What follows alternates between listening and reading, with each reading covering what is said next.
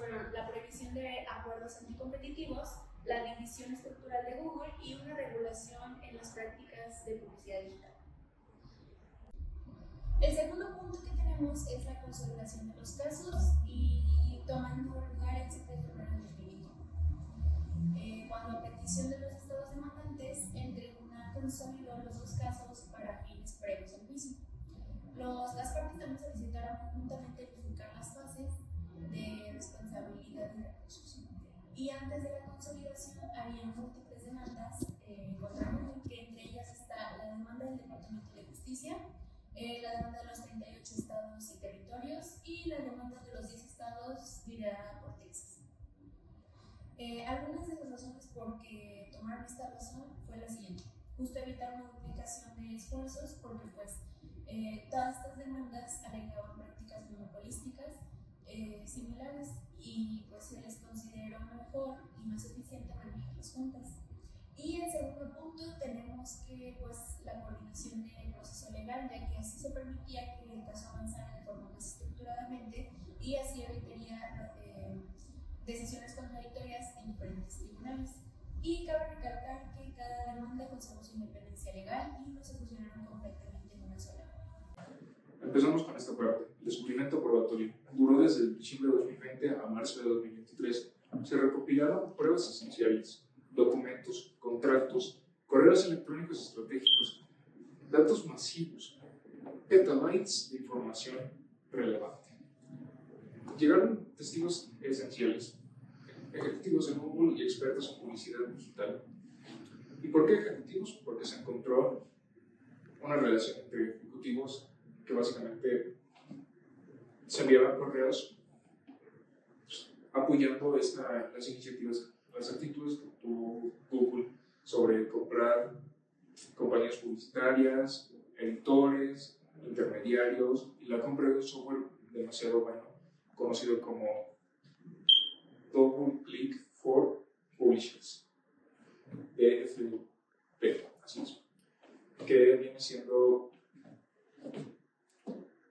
lo que se convertiría en AdX como parte de la aplicación de Google, que funcionaba con internet, recibía las ofertas, las gestionaba y gestionaba el inventario del publicitario. Era la parte compradora, intermediaria y la vendedora. La parte compradora deseaba adquirir un espacio, el intermediario le fijaba una tarifa, lo alojaba en ciertos espacios, servidores y últimamente salía a la venta para el usuario. Entonces, básicamente, entre los publicistas y editores decidían los precios de los espacios publicitarios y les llegaba al usuario para verlos en los resultados de Google, las páginas web, hasta en los anuncios de YouTube. Ahora tenemos aquí lo que es el juicio. Una vez que se reunieron todas sus pruebas, una vez que iniciaron la pretensión inicial en contra de Google, básicamente tenemos el juicio. Duró 9 semanas a partir del 12 de septiembre de 2023 y se desarrolló de la siguiente forma: alegatos de apertura, donde el Departamento de Justicia de los Estados Unidos argumentó que Google bloqueó la competencia mediante contratos exclusivos. Google se defendió diciendo que sus acuerdos eran competitivos. Resumidas cuentas, contratos exclusivos que implicaban que Google compró varias compañías de publicistas que abarcaban todo un entorno, la parte compradora, intermediaria y la parte vendedora. Se presentaron 3.500 documentos incluidos algunos correos internos y estudios de mercado. Expertos acudieron a presentar una evaluación del mercado de publicitario. De los testigos se llamaron tanto como a Sundar Pichai, el CEO de Google, ejecutivos de alto nivel, expertos en economía digital. Y en los alegatos de clausura, los demandantes argumentaron que Google utilizó su poder de monopolio para bloquear competidores. Google afirmó que sus prácticas eran legales y beneficiosas para los consumidores, pero se demostró que no, ya que las prácticas que realizaron encasillaban a todo su mercado con sus clientes y él era el vendedor, comprador y mediador, dejando atrás a sus competidores, siendo Google, Yahoo o algunos otros como Microsoft. Y a mí me tocó implantación del problema. ¿A qué me refiero con esto? Pues bueno, voy a explicar un poquito y desglosar los hechos. Los sujetos involucrados en Estados Unidos contra la aplicación de Google. El 20 de octubre de 2020, el Departamento de Justicia de Estados Unidos presenta una demanda con proceso legal en contra de Google, en donde buscaba visibilizar las prácticas anticompetitivas que tenía la plataforma de forma ilegal, buscando representar un monopolio en donde limitaba a los usuarios el mercado de búsquedas en línea y a su vez la publicidad digital. Esto nos permite tener una perspectiva distinta en la correlación que existe en el derecho administrativo y a su vez cómo responde el Estado frente a estas limitaciones, ya que tiene un abuso en el poder dominante de la plataforma por su extensión y lo que conlleva, y a su vez los efectos que tienen como libre competencia, que como otras, pues es libre de tener sus derechos, de buscar medidas en donde lo favorezcan y pueda obtener ganancias a través del mismo. El 20 de noviembre de 2024, el Departamento de Justicia de Estados Unidos presenta un documento clave para el presente caso, en donde se podía visibilizar el dominio que tenía la aplicación de Google frente a los usuarios y frente a la competencia de otros buscadores, a su vez, la limitación que presentaba para la publicidad digital. El caso queda a cargo del juez Amy Pimenta, de la Corte del Distrito de Columbia. Este caso es sumamente importante porque está politizado. Por un lado, tenemos a la senadora demócrata Elizabeth Warren y el republicano Ted Cruz respaldando pues, la imposición de la aplicación de la justicia ante el presente caso. Y a su vez, pues, el apoyo que tiene por el presidente Joe Biden, que acaba de dejar la misma posición, y ahora entra Donald Trump. Una de las preguntas que se hacían era si iba a tener el mismo respaldo por el presidente electo, como lo tuvo con Joe Biden, ante la preocupación de plantear medidas regulatorias frente a estas aplicaciones que tienen un impacto global y económico sumamente importante para el país. Ahora hay que entender que el Internet es un todo y los navegadores pues, forman parte de ese todo. Aquellos que inician con un HTTP://, pues bueno, forman parte de un catálogo muy extenso, Google Servicios de ellos. Pero ¿qué le lleva a tener tanto éxito? ¿Qué le lleva a ser una de las empresas con más éxito y con más dominio a través de todo el mundo? Si bien las búsquedas son gratuitas, la publicidad, los acuerdos de exclusividad, los principales resultados que te muestran en tus búsquedas no lo son. Ahí es nuestro negocio. A través de la información que recopilan, forman algoritmos donde te muestran constantemente qué es lo que buscas, qué es lo que te enseñan a través de las redes sociales, y ahí es donde está realmente el negocio de todo esto. Diferentes entidades federativas de Estados Unidos y el Departamento de Justicia se han aliado para evidenciar estas prácticas ilegales en el monopolio, mediante acuerdos de exclusividad en sistemas operativos, aplicaciones o inclusive iOS, Android, crear acuerdos en donde ambos ganan, unos a través de cierta suma de dinero, otros bajo un acuerdo de exclusividad y ser el principal buscador. Esto hace que se genere un control sobre el mercado de búsquedas en línea y crea un terreno de desigualdad entre los diferentes buscadores. El principal problema radica en la revisión a la ley Sherman. Esta ley prohíbe las conspiraciones que restrinjan de forma injustificada el comercio. La normativa es una de las principales de Estados Unidos que regula el antimonopolio. La empresa ha sido señalada por manipular sus resultados de búsqueda y a su vez restringir a sus competidores en sus espacios publicitarios. Y bueno, pues así como el Estado tiene muy buenos abogados, Google a su vez se defiende y tiene 3 puntos que son muy importantes. El primero es que su servidor y el producto que vende es tan bueno que la mayoría de los usuarios pues se cantan por él. El segundo es que, aunque si bien es un servicio predeterminado, cualquiera de los demás usuarios puede elegir otro servidor para poder utilizarlo sin que sea exclusivamente el de Google el que se tenga que usar. Y el tercero es que no necesariamente por las búsquedas es porque es famoso, sino más bien por la manera en que maneja esa información, es lo que lo lleva a esto. Bien, ahora veremos la solución que planteó el tribunal ante este caso en específico. Para esto es importante aclarar que el juez sí determinó que hubo una violación específicamente a la sección 2 de la ley Sherman, que ya habían mencionado, pero la letra dice: Toda persona que monopolice o intente monopolizar o combinar o conspirar con cualquier otra persona o personas para monopolizar cualquier parte del comercio o comercio entre diversos estados o naciones extranjeras será considerada culpable de un delito grave. Esto fue requerido en este caso ya que Google utilizó como monopolio para poder ser el motor de búsquedas predeterminados. Para esto hay que aclarar que el motor de búsquedas predeterminado, bueno, basándonos en su defensa, era que era muchísimo más útil y sencillo utilizar Google que cualquier otra aplicación de búsquedas. Pero el problema aquí fue que en los mercados que se examinaron hubo distintas propuestas de Google hacia, por ejemplo, la empresa de Apple o la empresa de Samsung, entre otras, donde se les pagaba una cantidad para que este fuera el motor predeterminado. Esto fue por lo que determinaron que hubo un monopolio en la empresa en sí.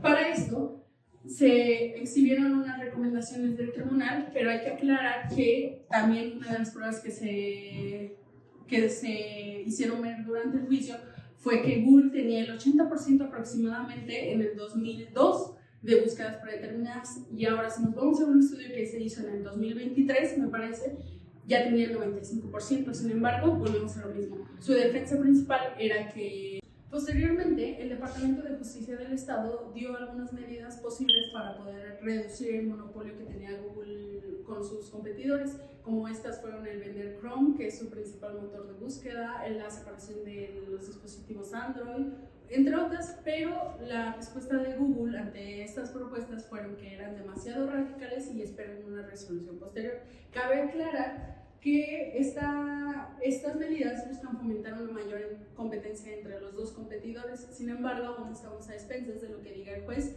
en agosto del 2025. Bueno, yo les voy a hablar sobre los posibles avances y efectos que puede llegar a tener el caso de Google versus Estados Unidos.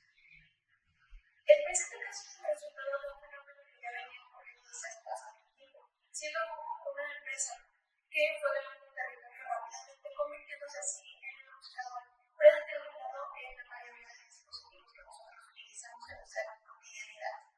Para dar respuesta a la pregunta inicial de cuáles podrían ser los avances y los efectos que podrían llegar a tener este caso, debemos tomar en cuenta tres aspectos.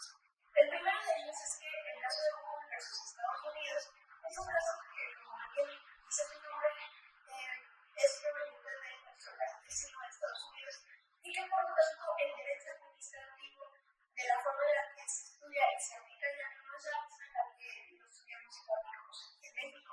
Por lo tanto, pues hay varias diferencias. Sin embargo, el derecho administrativo, esta rama del derecho, sigue teniendo la misma finalidad, que es estudiar y regular las áreas, los deberes del Estado respecto a la administración pública o los particulares. Saliendo de todo lo anterior, se hablará principalmente de los posibles efectos y avances que puede tener este caso en el derecho administrativo en nuestro contexto político, jurídico, económico mexicano. El siguiente punto que hay que tener en cuenta es que, atendiendo a la estructura de las leyes antimonopolio de Estados Unidos, la vía que se utilizó para llevar a cabo la demanda contra Google fuera vía penal. Sin embargo, eso no quiere decir que el derecho administrativo no se encuentre presente en este caso, sobre todo en lo que tiene que ver con la intervención del Estado respecto a las prácticas comerciales de los particulares a través de las leyes y la vigilancia de las agencias gubernamentales. Bueno, el tercer punto que hay que tomar en consideración es que este caso resulta de interés público, ya que si bien es cierto que es una empresa privada, que aquí se ven involucrados sus intereses patrimoniales y de definición respecto a la competencia, lo cierto es que quien también sale afectado en este caso es el ciudadano consumidor, ya que son los consumidores que principalmente mueven el mercado. Entonces, hay que verlo atendiendo al interés público. El primer punto del cual me gustaría hablar es sobre tener una mayor vigilancia y reforzamiento en cuanto a las medidas contra los monopolios. En Estados Unidos existe una regulación normativa respecto al tema de los monopolios y la regulación de las prácticas competitivas. En este caso estamos hablando de la ley Sherman y la ley Clayton. En el caso de México tenemos algunos preceptos legales y también algunas leyes que estas situaciones. Primero me gustaría mencionar más que nada el artículo 28, párrafo primero de la Constitución Política de los Estados Unidos Mexicanos, donde se hace una prohibición total a los monopolios. Mientras que también tenemos a la Ley Federal de Competencia Económica, que es aquella ley específica que se encarga de regular y promover la libre concurrencia en México. A pesar de todo lo anterior dicho, lamentablemente siguen predominando los grandes monopolios y la forma de las autoridades para frenar este tipo de prácticas no siempre resultan ser efectivas. En el caso de México, nosotros tenemos a la Comisión Federal de Competencia Económica, o también llamada COFECE, un órgano autónomo que se encarga de regular las prácticas competitivas en México y reducir los casos de monopolios. Esta no se encuentra ligada a la Administración Pública Federal. Actualmente, con la publicada reforma en materia de simplificación orgánica, este órgano autónomo va a dejar de existir y sus funciones pasarán a un nuevo órgano con autonomía técnica y operativa que básicamente tendrá las mismas funciones que la COFECE. Si bien es cierto que esta nueva realidad que enfrentan muchos órganos autónomos actuales respecto a las reformas que está haciendo el gobierno actual de hacer que dejen de existir estos, lo cierto es que también podemos tomar de este caso, el caso de Google versus Estados Unidos, podemos llegar a tomar un buen ejemplo de cómo hacer que estos nuevos órganos tengan una eficiente y correcta administración para enfrentar los casos de monopolios. Segundo punto, búsqueda de remedios integrales para regular las prácticas monopólicas.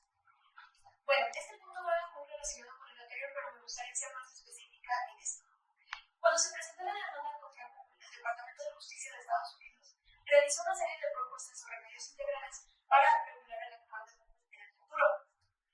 A pesar de haber incurrido en una práctica que perfectamente puede ser sancionada por la ley penal, lo cierto es que esto nos deja que a través del diálogo se puede llegar a un acuerdo pacífico con estas empresas y de esta forma prevenir de que no se vuelvan a cometer estos actos ilícitos. Esto podría representar una pérdida millonaria para la empresa. Sin embargo, también es una oportunidad para que Google reflexione sobre este tipo de prácticas y no volver a cometerlas.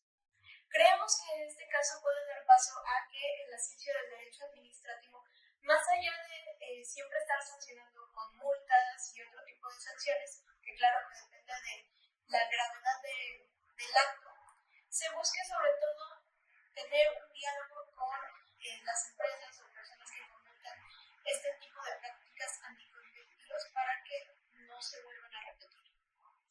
Tercer punto, priorizar los derechos del consumidor.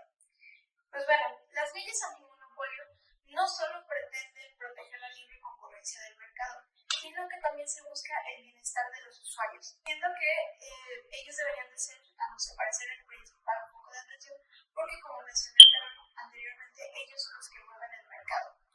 Antes de buscar proteger a las empresas, el derecho administrativo puede buscar garantizar los derechos de los usuarios creando nuevas normativas que incentiven a la búsqueda de información, la protección de datos y sobre todo la libre elección del usuario.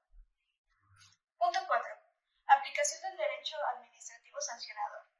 Si bien es cierto que este punto podría llegar a parecer contradictorio respecto al punto 2 de este apartado, lo cierto es que en ese punto en específico, en el punto 2, nos referimos más que nada a aquellas empresas que, si bien es cierto que pueden llegar a incurrir en prácticas anticompetitivas, pueden no llegar a ser consideradas tan graves o demasiado trascendentes. Pero aquí nos referimos a aquellas empresas en donde las operaciones, el rumbo de las empresas, sus inversiones, etc.